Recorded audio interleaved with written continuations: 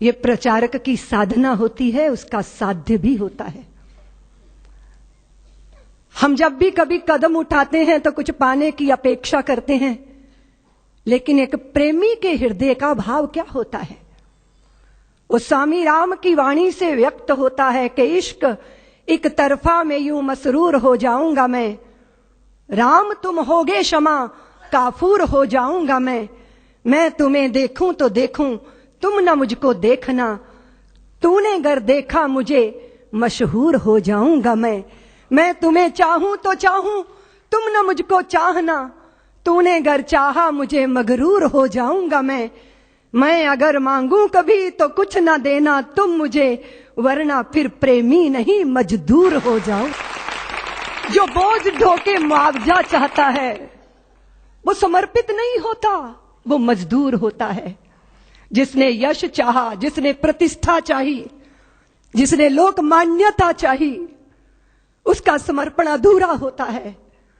लेकिन मां भारती को अखंडता के सिंहासन पर विराजमान करने का स्वप्न साकार करने के लिए अपने को होम करने वाला प्रचारक चाहता है क्या कुछ, लेकिन जो मिलता है वो तो अनिर्वचनीय है, उसको तो वाणी से व्यक्त ही नहीं किया जा सकता। वो तो हृदयों का अनुभूत विषय है कि चारों तरफ से भगवत्ता उस पर बरसती है।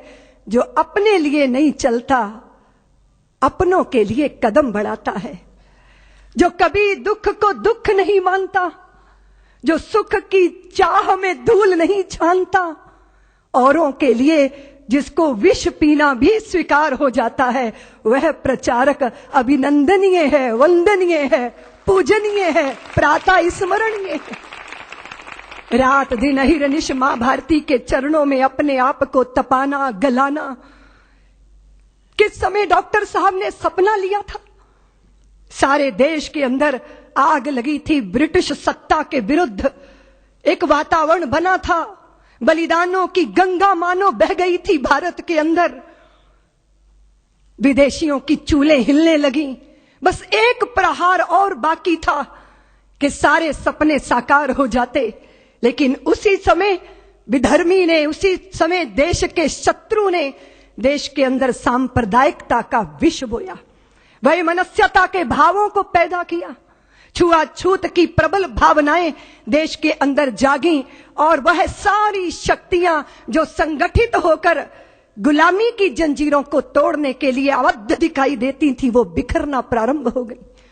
ऐसे ही समय में जब वैमनस्यता सिर चढ़कर बोल रही थी, जब कट्टरता नंगा नर्तन कर रही थी, उस समय डॉक्टर हेडगेवार 4 स्वयं सेवकों को लेकर राष्ट्रीय स्वयं सेवक संघ की संस्थापना करते। जब अपने ही कुएं पे पानी लेने आते थे और अपना ही भाई दुत्कार कर भगा देता था कि तू अछूत है, मेरे कुएं का पानी पिएगा तो सब अपवित्र हो जाएगा, और वो प्यास से तड़पते हुए अपने ही भाई को देखना, लेकिन निष्ठुरता का लबादा ओढ़े रहना, वो तिल तिल करके मरने वाले प्यासे को देखकर उस पीड़ा में से, उस वेदना में से राष्ट्रीय स्वयं सेवक संघ का निर्माण हुआ, जन्म हुआ। लोग कहते हैं प्रेरणा, प्रेरणा नहीं अपितु वेदना में से संघ का जन्म हुआ। मां भारती को वैभव के पद पर ले जाना है, अखंडता के सिंहासन पर विराजमान करना है, तो एक ही मार्ग है। और वो कौन सा मार्ग? क्या हिंदू जाति जिसने नक्षत्रों को संज्ञा दी, वो हिंदू जाति जिसने सागर की छाती पर पत्थरों को तैराया, इतना गौरव रखने वाली हिंदू जाति, उसका स्वाभिमान धुआं बनकर उड़ेगा? ये वेदना में से राष्ट्रीय स्वयं सेवक संघ का जन्म हुआ।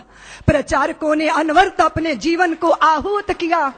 एक प्रश्न पैदा हुआ कि जिस हिंदू ने नभ में जाकर नक्षत्रों को दी है संज्ञा, जिसने हिमगिर का वक्ष चीर भू को दी है पावन गंगा, जिसने सागर की छाती पर पाषाणों को तैराया है, हर वर्तमान की पीड़ा को हर जिसने इतिहास बनाया है, जिसके आर्यों ने घोष किया कृणवंतो विश्वमार्यम का, जिसका गौरव कम कर न सकी रावण की स्वर्णमयी लंका, जिसके यज्ञों का एक हव्य 100 पुत्रों का जनक रहा, जिसके आंगन में भयाक्रांत धनपति बरसाता कनक रहा, जिसके पावन बलिष्ठ तन की रचना तन दे दधीची ने की, राघव ने बन बन भटक भटक जिस तन में प्राण प्रतिष्ठा की, जौहर कुंडों में कूद कूद सतियों ने जिसे दिया सत्व, गुरुओं गुरुपुत्रों ने जिसमें चिर बलिदानी भर दिया तत्व, वो शाश्वत हिंदू जीवन क्या स्मरणीय मात्र रह जाएगा? इसकी पावन गंगा का जल क्या नालों में बह जाएगा? इसके गंगाधर शिव शंकर क्या ले समाधि सो जाएंगे? इसके पुष्कर इसके प्रयाग क्या गर्त मात्र हो जाएंगे? यदि तुम ऐसा नहीं चाहते तो फिर तुमको जगना होगा, हिंदू राष्ट्र का बिगुल बजाकर दानव दल को दलना होगा। इस वेदना में से, इस पीड़ा में से, मां भारती के लुटते स्वाभिमान और बिखरती अस्मिता की वेदना में से राष्ट्रीय स्वयंसेवक संघ का प्रादुर्भाव हुआ। फिर एक एक दीपक जले, तिल तिल करके अपने आप को मां भारती के चरणों में आहूत करते रहे।